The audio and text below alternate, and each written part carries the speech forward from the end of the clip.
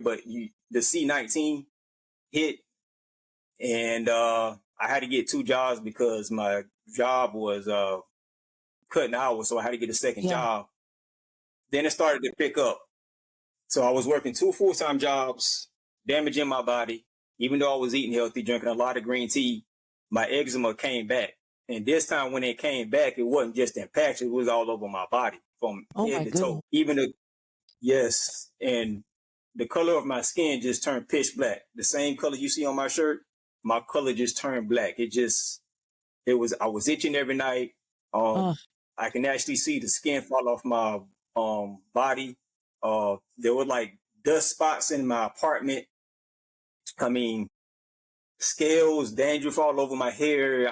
My body was just falling apart. My goodness gracious. So before we continue from this point, because that's pretty, I don't think I've ever heard a situation that extreme. Your journey began with wanting just to lose weight, right?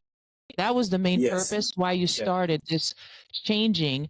And then you started to experiment things with your body and you start changing your eating habits. Now, when you were talking about, the grass-fed and all of that, that's awesome. It's healthy foods and so forth. But why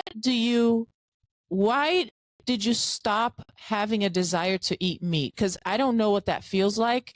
I've never heard of somebody I know about people who stopped because their body rejected or because they don't process it well, but never that you just decided because you didn't have a taste for it anymore. So explain to me how that worked for you. Well, I think it was mentally and physically. It was a combination of both. My body and my mind was telling me it wanted to transition, and I just did it, and it just kind of happened.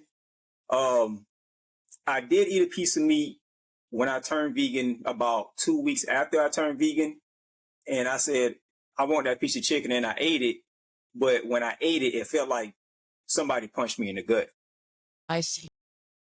So after that experience, I said, you know what? No more. I can't do this no more. I'm not going to do this. And at this point, Theo, you did not have people like friends or a community. None of you doing this all on your own. It's rough for you to just take that discipline. Yeah, it was. I wouldn't say it was rough with the support, because when you tell people you don't eat meat, people kind of look at you like you're alien. Yeah, especially if you go back at that time when you started that, you know what I'm saying? Now it's a lot more common. We have restaurants, especially where we live in South Florida. There's some very nice vegan restaurants.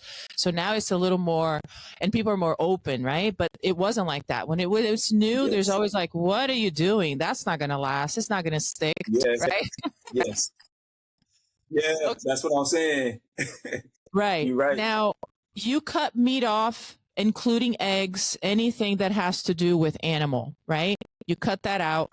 And I'm sure that in the beginning, that was probably also difficult because of you finding maybe alternative options.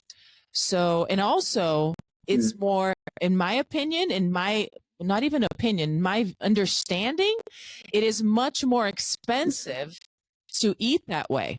If you want to eat organic vegan food, it is expensive. So I'm thinking, like, if a person had a problem like you and they can't afford it, what are they going to do? So what is your take about that? How did you find a way to incorporate this lifestyle and actually be within your budget? I'm glad you asked me that question, Jessica. That's a question that I get on a daily basis. Okay. So this is how I see it. Okay.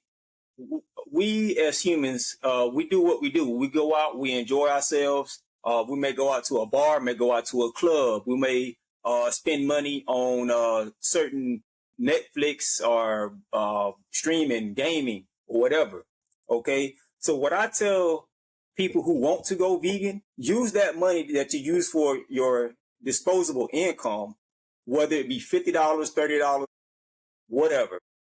Take that $20, $30, whatever, buy some organic carrots and buy some organic apples. Okay. You don't have to buy everything organic. Me and my wife, I'm the main breadwinner within the apartment because, she works, but she has like odd jobs. I tell her all the time, I say, baby, here, take the money, get, you know what I like. It doesn't have to be organic. I do like my apples organic, and I do like, what else? Some other fruit that's organic. Mm-hmm. If they don't have that, then get the spinach that's organic. Everything does not have to be organic, but I tell people this, the money that you use for your disposable income, use that to buy some organic fruits or buy some organic veggies. Mm-hmm. You know, they're good because you, at the same time, you're investing in your health. All right. Absolutely. And, you know, I know, and I know it can be hard. Yes. Everybody can't live the way I live. Everybody can't buy certain things. Okay. Check this out. Go to Walmart. It doesn't have to be organic. Get you some spinach, get you some cabbage, get you some type of veggies.